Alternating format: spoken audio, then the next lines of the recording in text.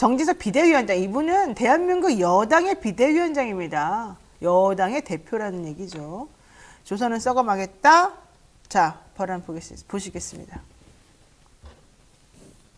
논평에 대한 본질을 왜곡하고 호도하면 안 돼요. 제 고향이 어딘지 아시죠? 제 고향이 공주예요. 공주의 우금치라고 들어보셨어요? 동학 농민군 10만 명이 일본군에게 학살당한 곳이에요. 나만큼 일본의 국권 침탈에 대해서 뼈아프게 생각하는 사람이 없어요. 저분은 옆에서 아무리 물어봐도 본인은 잘못한 게 한 개도 없다고 그런데요. 역사학자들이 지금 다 들고 일어났어요. 역사 공부하라 그러니까 대한민국에 내놓으라는 역사학자들이 당신이 가지고 있는 그 역사관은 잘못된 일본식 세뇌적인 역사관이다. 당신이 잘못한 것이 무엇인지를 아느냐. 그분은 자기가 잘못한 게 전혀 없다고 지금 생각한다는 거예요.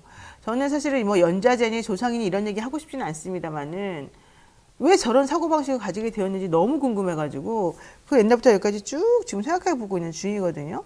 자, 김필석 변호사님 어떻게 생각하십니까? 일단 뭐 역사적 사실을 떠나서 저분은 역사 공부를 하라고 하셨는데 논리학 공부를 하셔야 될 것 같아요. 제가. 그래요. 이분은 제가 이제 처음에 문제됐던 발언이 이래요. 그러니까 조선은 왜 망했을까? 일본군의 침략으로 망한 걸까? 조선은 안에서 썩어 문드러졌고 그래서 망했다. 일본은 조선 왕조와 전쟁을 한 적이 없다.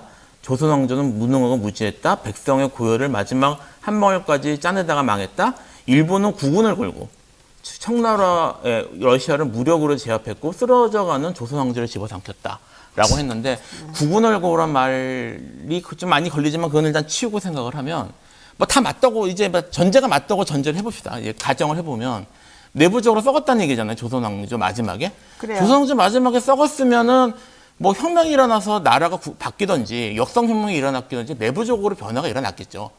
그게 일본이 침략하는 거 무슨 상관이에요?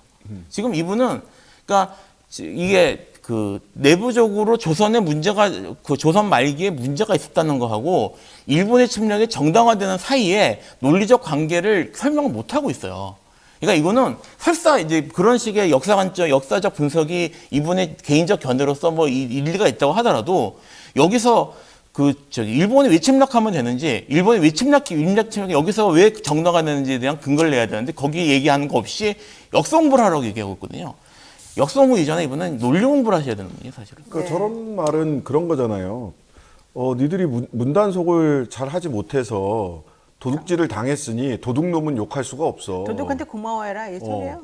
뭐 식민지 근대화론까지 가면 그렇게 되는 거고, 저는 실은 이 정진석 비대위원장이 신념을 가지고 이야기하고 있는 거예요. 근데 저는 이분이 무슨 뭐 일장기를 보고 가슴이 벅차오르고 뭐 이런 사람은 아니라고 생각을 합니다. 다만 이분의 기본적인 인간과 사회를 보는 관점이 일본 극우파가 세상을 보는 관점과 똑같은 거예요. 그게 뭐냐면 흔히 얘기하는 사회 진화론이죠. 약육강식, 국가와 국가 간의 관계에서도 힘 있는 국가가 힘없는 국가를 잡아먹고 식민 지배하는 거는 아무 문제가 없다. 그게 자연의 섭리다. 그때 왜 니들이 힘이 약했어? 왜 부패했어? 그러니까 일본한테 잡아먹혔지. 그건 아무 문제가 없어. 내가 애통해하는 것은 우리가 더 나라가 커져가지고 다른 나라를 못 잡아먹은 게 애통한 거야. 라는 얘기예요.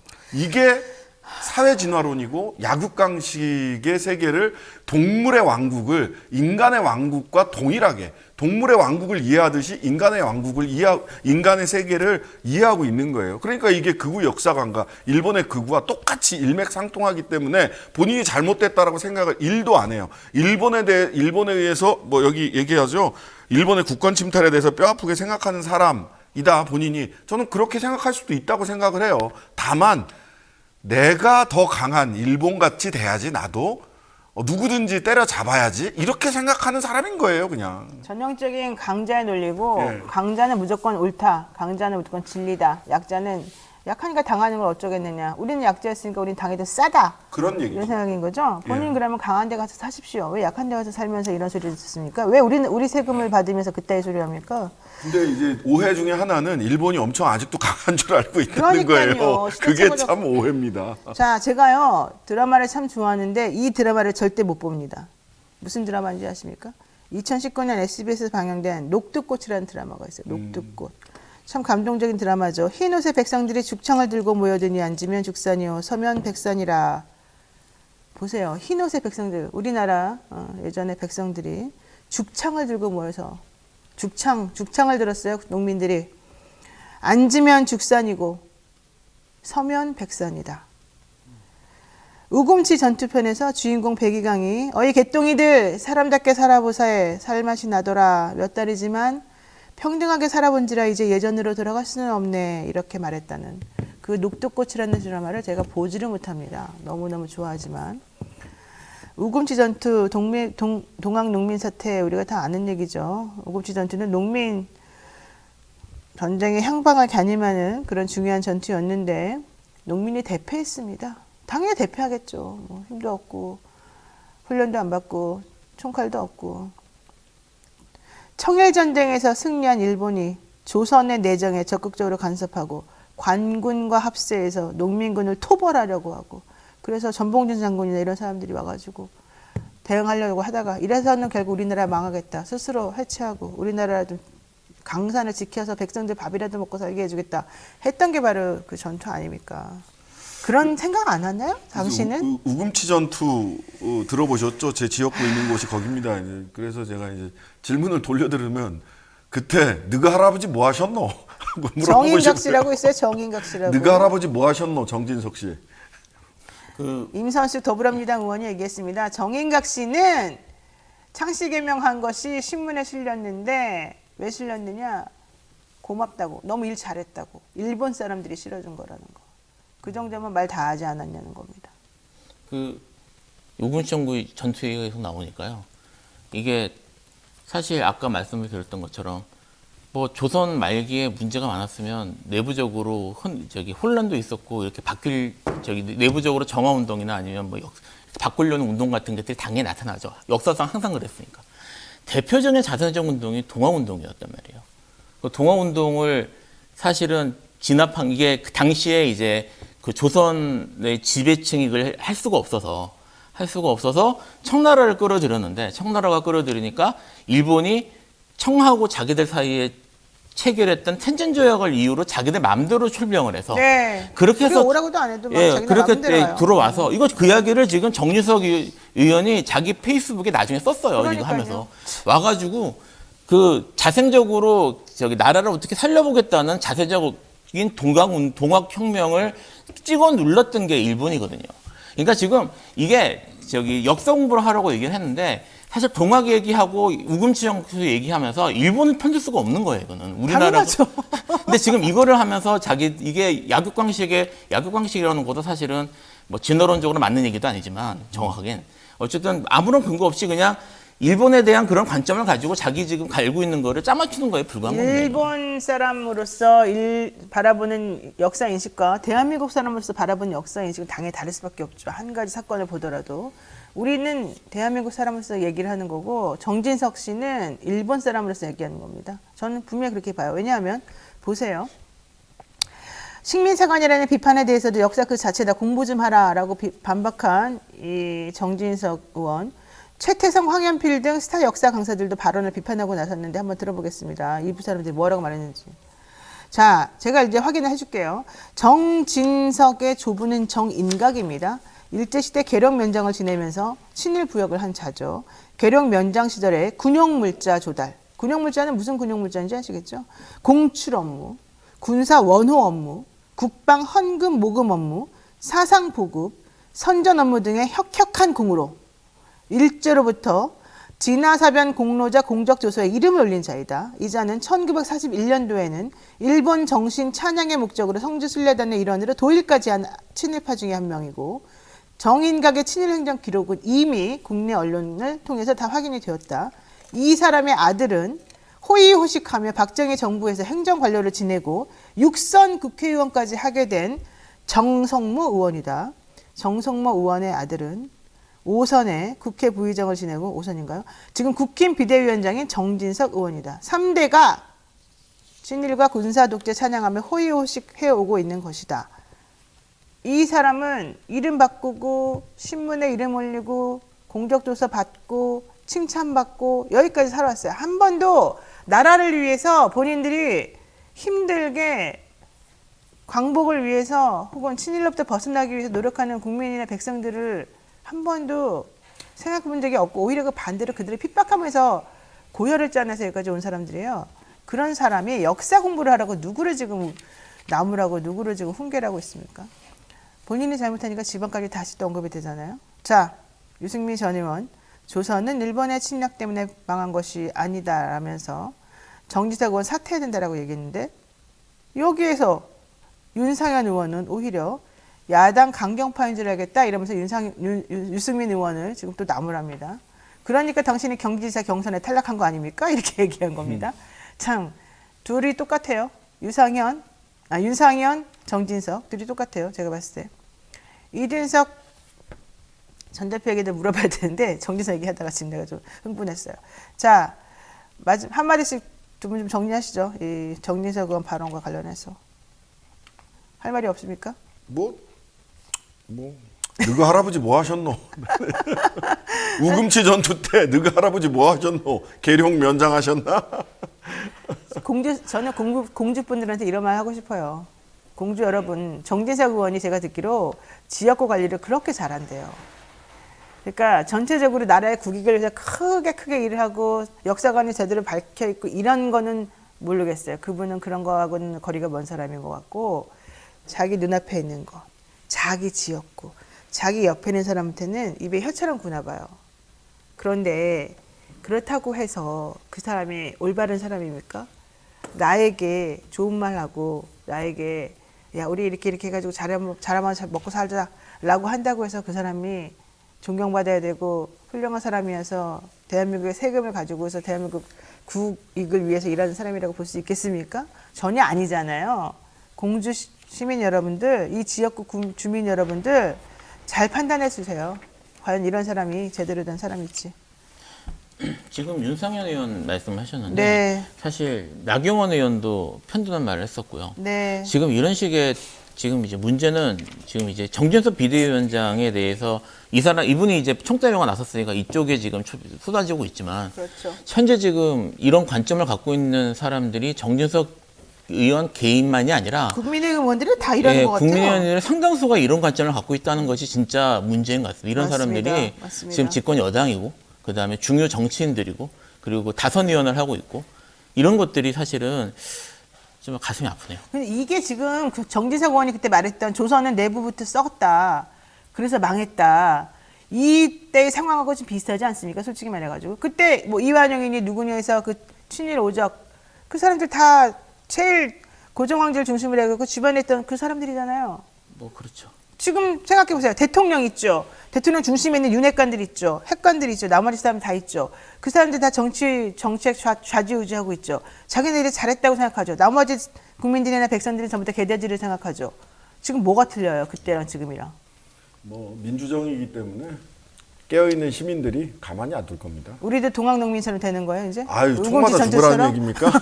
그럴 일 없어요. 네. 네, 대한민국 민주주의가 그렇게 만만하지 않습니다. 나는 걱정입니다. 예. 자, 우리 정말 우리 스스로 슬퍼하지 않도록 좀 해결됐으면 좋겠고요.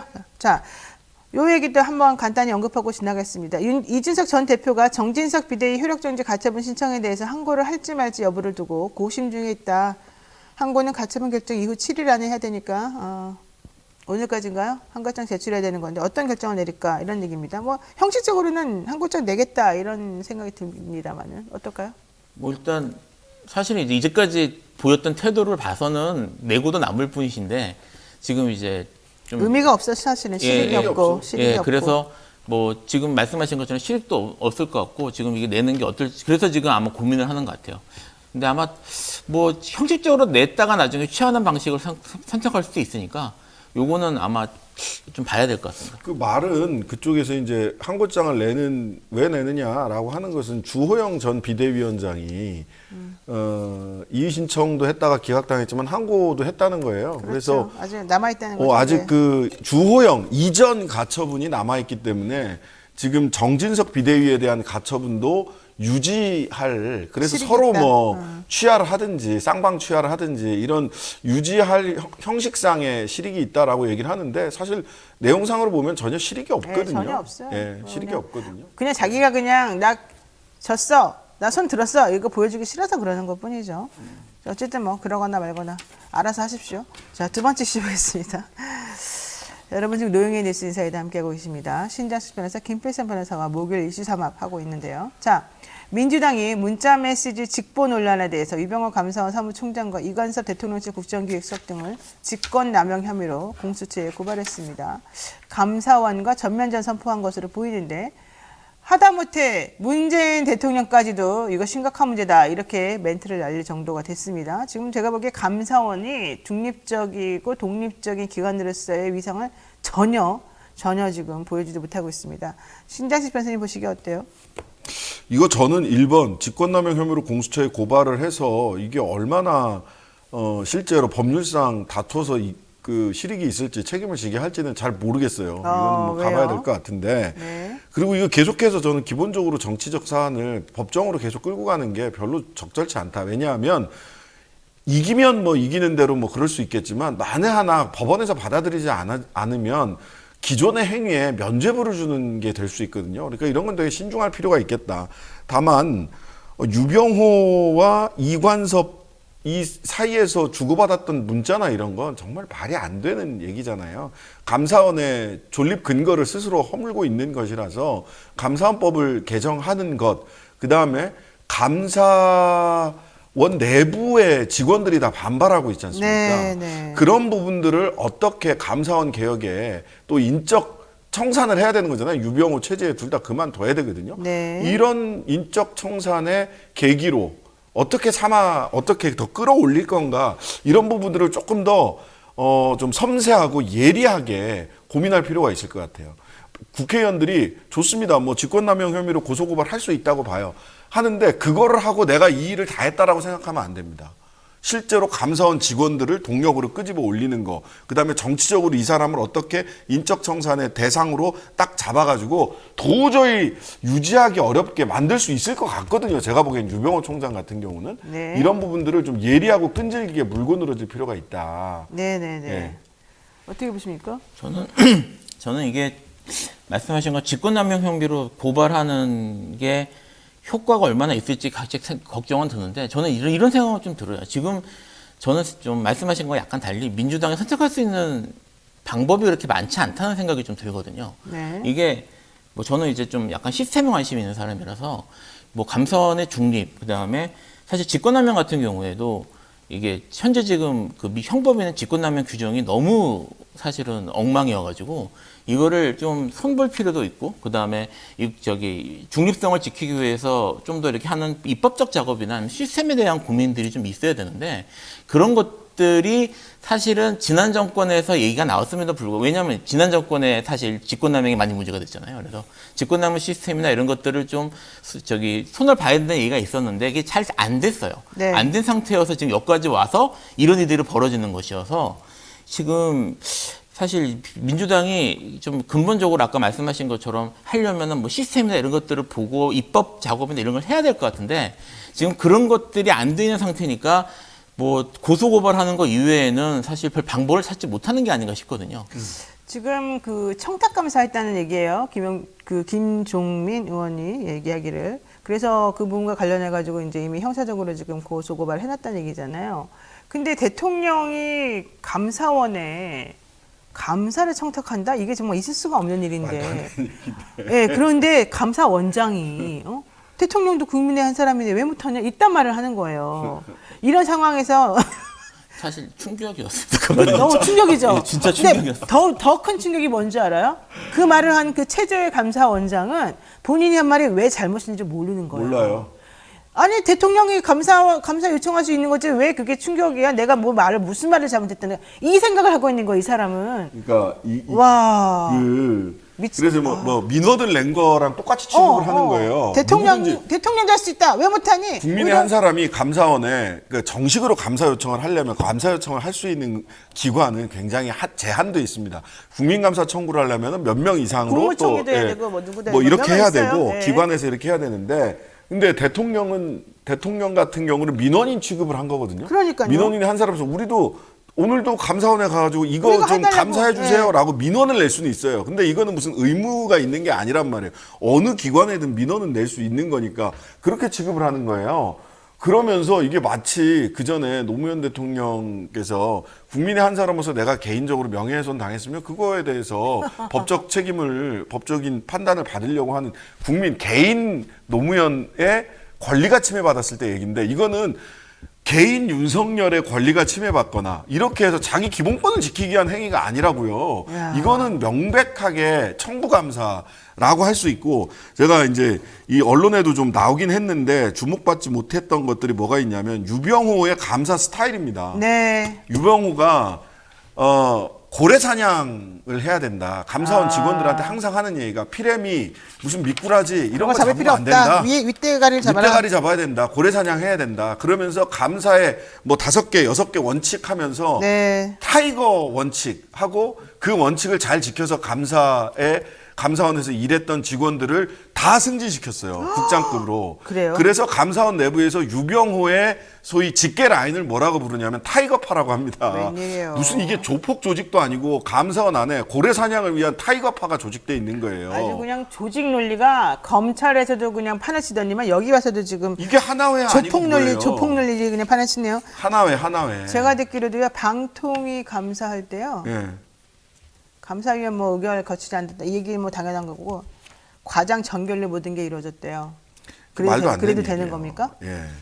그러니까 이 고래 사냥을 위한 타이거파 결속, 이 조폭들 얘기잖아요. 이게 뭡니까? 이런 부분들을 좀 집요하게 파고들고 그 다음에 아까 김필성 변호사님 말씀하신 대로 제도적 개혁 이거를 민주당에서 야당에서 집중을 해야 됩니다. 그래서 이거 그냥 넘어가서 될 일이 아니에요. 자, 중요한 건요. 이렇게 일단 고소고발을 했으면요. 그곳에서 다 해주겠지라고 하면 절대 안 됩니다. 네버. 그 공수처 절대 그런 거 할 수 있는 능력이 있는 사람들이 아니고요. 이거는요. 고발한 사람들이 나서서 모든 자료를 다 갖다 줘야 되고 모든 내부 절차를 다 확인해야 됩니다. 지금 현재 감사원에서는 내부적으로 지금 반발이 많이 있는 상황이죠. 네. 이런 경우라고 한다면 오히려 자료 얻기가 쉬워요.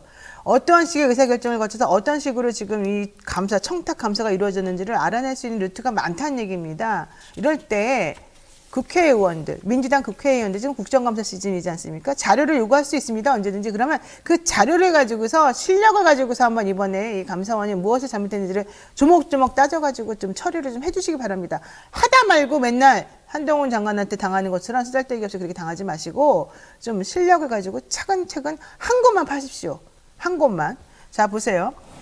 이번에 저는 뭐가 문제라고 생각하냐면 이 감사할 때요. 유병호 감사원 사무총장이 야당 국회의원들을 상대로 해서 혹은 국민을 상대로 해서 대응했던 그 태도를 한번 보시면은 여러분이 아주 기함을 하고 놀랄 수밖에 없습니다. 한번 보십시오. 이게 국감을 대하는 그런 기관의 사람이라고 볼 수가 없어요. 한번 보시죠.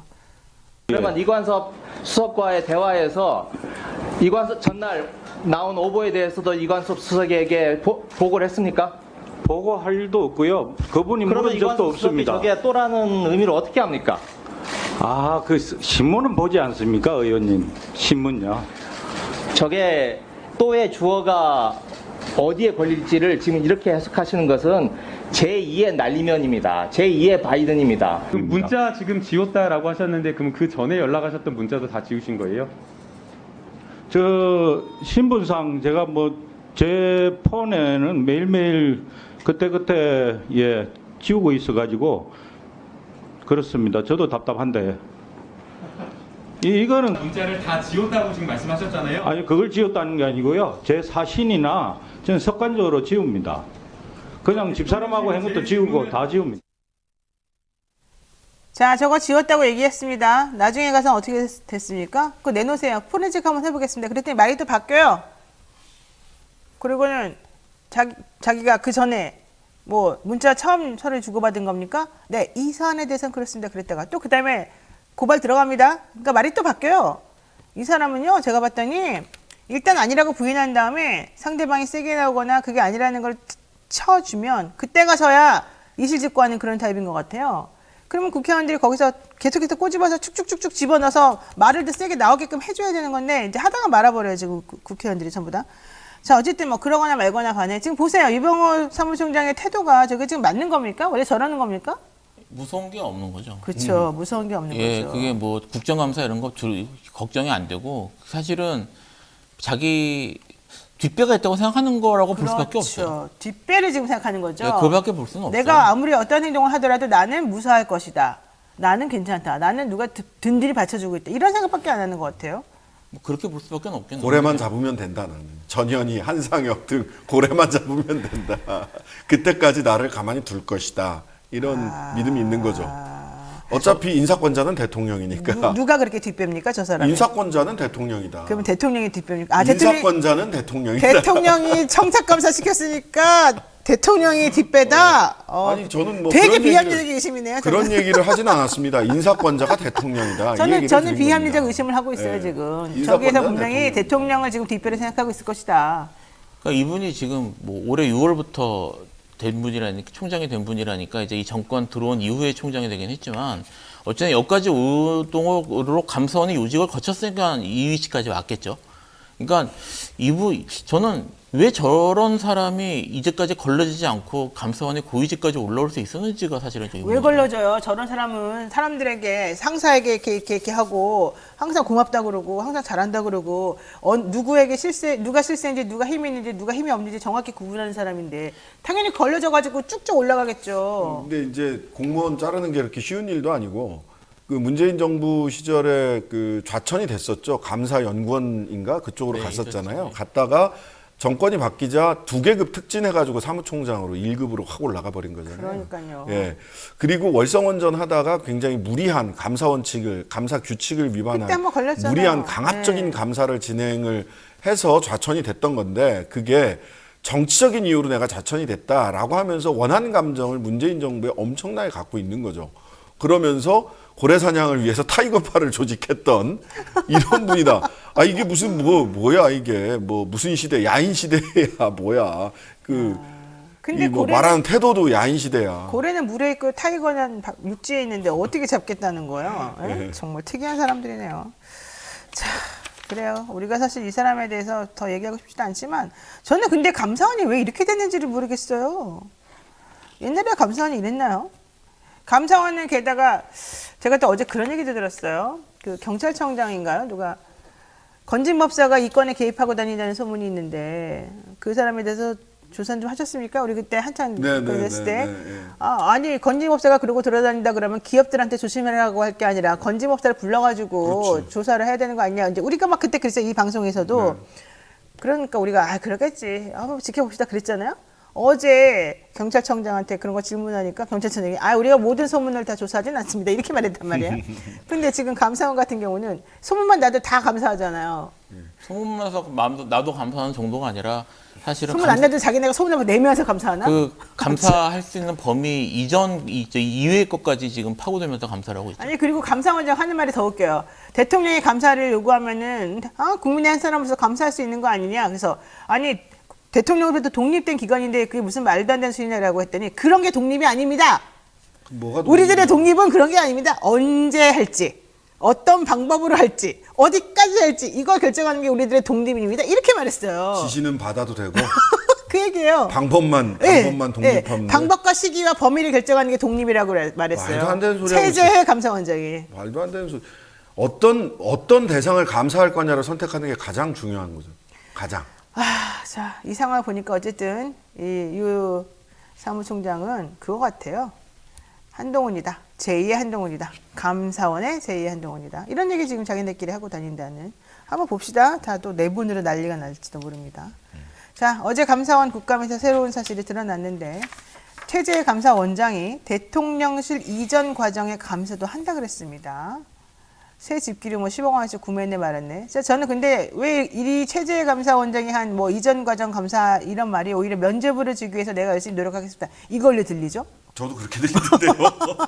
대통령 이전할 때 꼭 필요한 것만 다 쓴 걸로 나 확인됐습니다. 뭐 전혀 예산 그렇게 전혀 문제가 하겠지. 없습니다. 이렇게 해주려고 지금 열심히 하겠다고 한 걸로 그런 들려요. 거죠. 그런 예, 거예요? 예, 사적 수주 뭐 이런 거는 뭐 법상 문제가 없습니다. 이러고서 다 꼬리표 떼주려고 그러려 하는 그러는 거예요? 야, 우리 진짜 100%. 삐뚤어졌다. 우리가 이렇게 삐뚤어져도 되는 겁니까? 아니 뭐 지금 기존에 해왔던 어제 무슨 일을 했는지를 잘 보면 그 다음에 저 사람이 무슨 일을 할지가 예측이 되잖아요. 이거는 삐뚤어진 게 아니라 합리적 추측이다. 합리적 그런데 추정이다. 그러면서 체제감사원장은 2018년도에 지금으로부터 4년 전에 있었던 2018년도에 있었던 김정숙 여사의 인도 타지마할 방문에 대해서는 내가 감사하겠다 이런 말했습니다. 와, 김건희에서 해외 순방 민간인 동행 감사는 왜 안 하고 현 정권에서의 그런 말도 안 되는 일이 벌어지고 있는 눈앞에 있는 건 왜 안 하고 무슨 소리냐 지금 야당에서 난리가 났죠. 이거 어떻게 보십니까?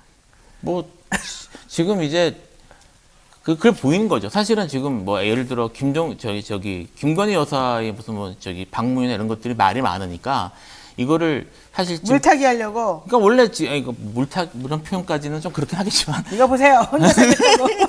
착하게 아니야. 혼자 살겠다고 지금 그러면 됩니까? 그러니까 지금 같은 벨 탔는데.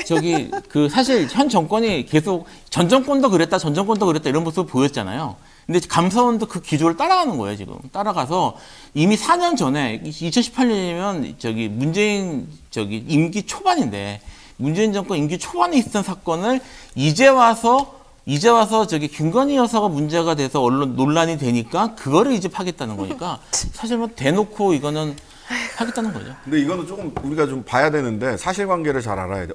전용기 혼자 타고 간 건 사실이네. 이렇게 단순히 물타기 쌤쌤이네 이렇게 하시면 안 돼요. 전혀 그렇지 네. 않고요. 인도 지금 모디 총리는 힌두교 민족주의자예요. 힌두교주의자예요. 그래서 힌두교가 전 세계를 다 다스릴 거다라고 생각을 하는 사람이거든요. 그래서 이때 어떻게 막 우리 얘기해가지고 소위 옛날 신라시대 허황후 얘기 있잖아요. 인도에서 왔던 허황후. 근데 그게 실질적으로 역사적으로는 사실관계가 그렇게 드러나 있지 않는 거거든요. 그러니까 마치 말 그대로 신화야. 근데 그걸 가지고 인도 모디 총리가 허황후 얘기를 하면서 한국도 우리가 힌두교가 사실은 과거에 지배했다. 뭐 이런 식의 이야기를 약을 팔고 있어요. 네. 그러면서 축제도 하거든요. 그래서 이 관련돼서 이제 인도 전공, 역사 전공 하시는 분들이 인도와 관계를 할 때 모디가 허황후 관련된 어떤 축제를 하거나 행사를 할 때 대통령이 절대 가면 안 된다라는 얘기를 했고 그거를 대통령실에서 받아들였던 것으로 알아요. 그래서 모디 총리가 대통령까지 같이 초청을 했는데 그런 행사를 할 때 근처에 가시면 안 된다. 그런 행사를 받아들이면 안 된다. 근데 못 가겠다 하니까 그러면은 여사라도 와줬으면 좋겠다라고 인도 정부에서 초청을 했고 그것까지 외교상 거절하기 어려워서 갔던 거고 거기 가서도 허황후 관련된 축제에는 영부인이 가지 않은 것으로 알고 있어요. 그러니까 이러한 사정, 즉 인도에서 대통령 부부를 초청을 했다가 외교적인 이유, 그것이 모디 총리에게 힌두 민족주의에 이용될 것을 우려해서 대통령이 안 가니까 또 한 번 더 부탁해서 여사가 갔던 겁니다. 이런 과정은 하나도 제대로 드러나지 않고 제대로 밝혀낼 수 있을지 정말 궁금합니다. 또 딴소리 할지 정말 제가 궁금합니다. 이게 제가 알고 있는 제가 믿지를 않습니다. 감사원은. 예, 이게 당시 제가 알고 있는 상황이에요. 자, 요거 하나 봅시다. 이재명 대표가 2억 원대의 방산 주식을 보유했다. 지난번 선거 끝난 다음에 지금 소유했다는 얘기거든요. 이 대표가 국회 국방위원회 소속인 만큼 직무 관련성이 있는 게 아니냐 이런 얘기 나오고 있고요. 민주당에서는 그건 국방위 활동하고 무관하고 국회 백지 신탁 등 심사를 청구한 상황이다 이렇게 해명했습니다. 근데 이게 또 약간 좀 꼬였던 게 중간에 보좌관인가 누군가한테 물어봤었어요. 기자들이 이런 사실이 있습니까? 그랬더니 뭐 모릅니다. 아닙니다. 또 처음에 이렇게만 했다가 이제 구입한 게 사실인 걸로 드러나가지고 또 좀 문제가 되는 것 같아요. 이거 어떻게 보십니까? 이거 이제 백지 시작하는 시점이 언제인지를 봐야 되는데요. 네. 제가 봐요. 이게 8월 말에 했어요. 그러니까 지금 이거 이슈가 되기 전에 국감이 이제 시작하면서 이제 8월부터 정기 국회 시작하니까 이게 지금 어떻게 할지 이렇게 하다가 일단 백지 신탁하는 여부 쪽으로 방향을 잡은 거거든요. 그러니까 논란이 되기 전에. 그래서 이게 만약에 계속 갖고 있는 상황에서 뭐를 진행을 했고 했으면 문제가 될 수 있는데 네. 사실 정식으로 정기국회 하기 전에 이걸 맡겨놓은 곳이어서 이거를 지금 그렇게 보기엔 좀 어렵지 않을까. 아니 근본적으로 저는 질문하고 싶은 게 있어요. 대우조선해양이랑 한국중공업인가? 대우조선해양이랑 현대중공업이죠. 네. 거기를 그 군수업체 내지 국방업체로 분류하는 게 맞습니까? 군수 장비를 납품을 하거나 만들 수 있어요. 네. 그런 회사들 많아요. 근데 거기를 해운업체 내지는 조선업체로 기본적으로 분류를 하지. 그 현대중공업 주식을 사고 그거를 거기에서 돈을 벌기 위해서 국방위를 갔다. 이 논리적 연관관계가 있냐고요. 알겠습니다. 예. 자, 요거 하나만 더 보겠습니다. 한여일 국감에서 김문수 경산호 위원장 답변, 국감이 파행되기까지 했는데 한번 보겠습니다. 네, 다시 묻겠습니다. 윤건영이 종북 본성을 드러내고 있다. 생각과 말과 행동으로 수령님께 충성하고 있다. 이 생각에 변함이 없습니까? 뭐 저런 점도 있는 측면이 있다고 저는 생각합니다. 그러나 지금도 그렇습니까? 뭐 저렇게 딱 잘라서 말씀드리기보다는 예, 위원장님. 문제가 있는 점이 많이 있다. 저는 그렇게 생각합니다. 시간을 잠시 멈춰 주시고요. 네, 지금 김문수 경산호 위원장 말이 점점점 심해지는데요. 윤건영 더불어민주당 의원에게 뭐 수령님께 충성한다 그러지를 않나 별별 이상한 말을 다 하고 있습니다. 종북본성이란 말을 하고요. 21세기 국감이 맞냐 이런 얘기가 나오는데 이분은 고쳐지지가 않는데 어떻게 이런 분이 또 이렇게 중요한 자리에 앉게 됐을까요? 사실 어떻게 저렇게 앉게 되셨는지 그 자리에 앉게 되셨는지 궁금한 분들은 한두 분이 아니어가지고 이분만 특별히 뭐라고 할 수는 없긴 한데 다만 이제 김문수 위원장이라고 불러야 되나요?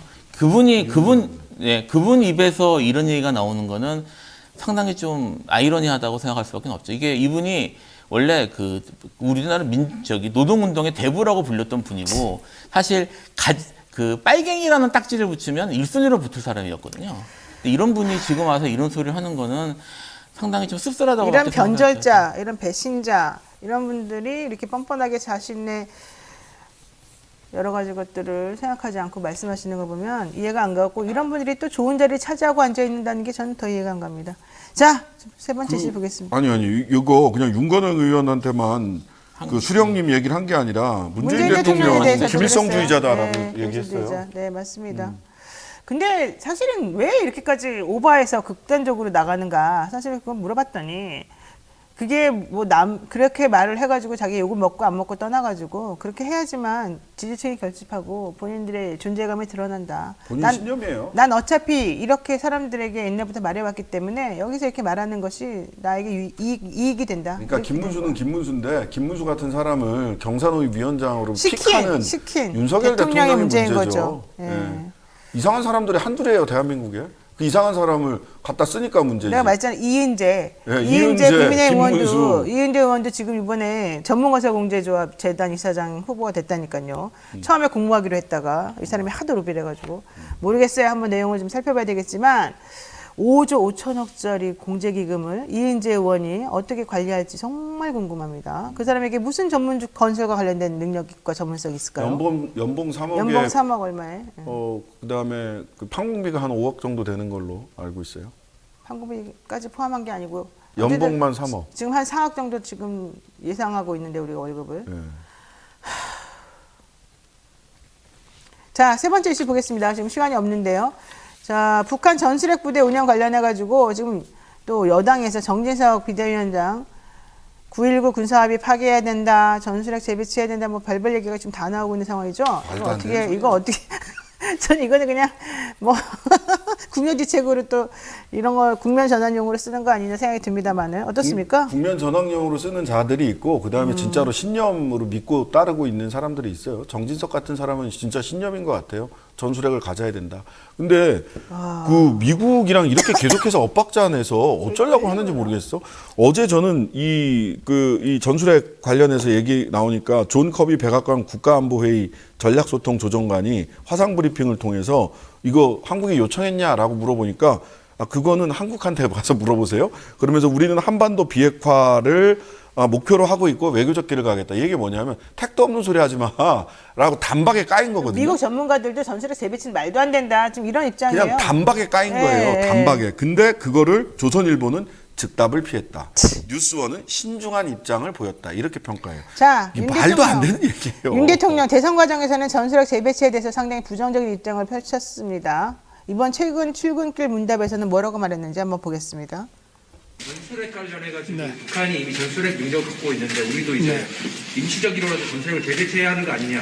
지금 현재 이렇다 저렇다 하고 공개적으로 입장을 표명할 수 있는 문제는 아니고 우리나라와 미국의 그 조야의 여러 의견들을 잘 경청하고 또 따져보고 있습니다.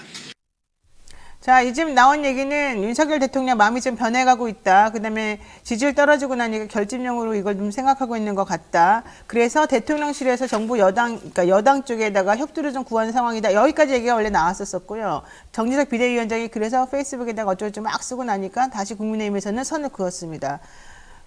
개인 의견이다 그랬죠. 네, 어떻게 이거 저기 사실 막 던지는 거예요. 그쵸. 그렇게밖에 볼 수가 없는 게 전술핵을 미국 겁니다. 네. 미국 거를 우리가 어떻게 재배치를 해요?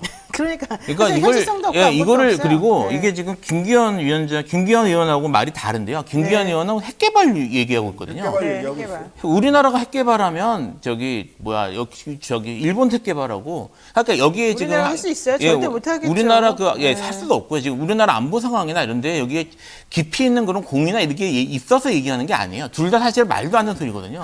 문재인 정부 때 북한 도발 없었어요. 엄청 평화로웠어요. 왜 갑자기 5개월 만에 이렇게 북한이 난리를 치는 상황이 돼버리고 왜 우리가 지금 핵 얘기를 하고 있고 왜 미사일 얘기를 하고 있고 왜 낙탄 사고가 벌어지고 왜 이러는 건지를 제가 도대체 이해할 수가 없습니다. 왜 9.19 군사합의를 왜 파기해야 되는지도 잘 모르겠습니다.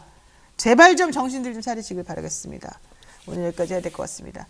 신자식 변호사 김필성 변호사와 함께하는 이슈 삼합 오늘 감사드렸습니다. 두 분 모두 고맙습니다. 네, 감사합니다.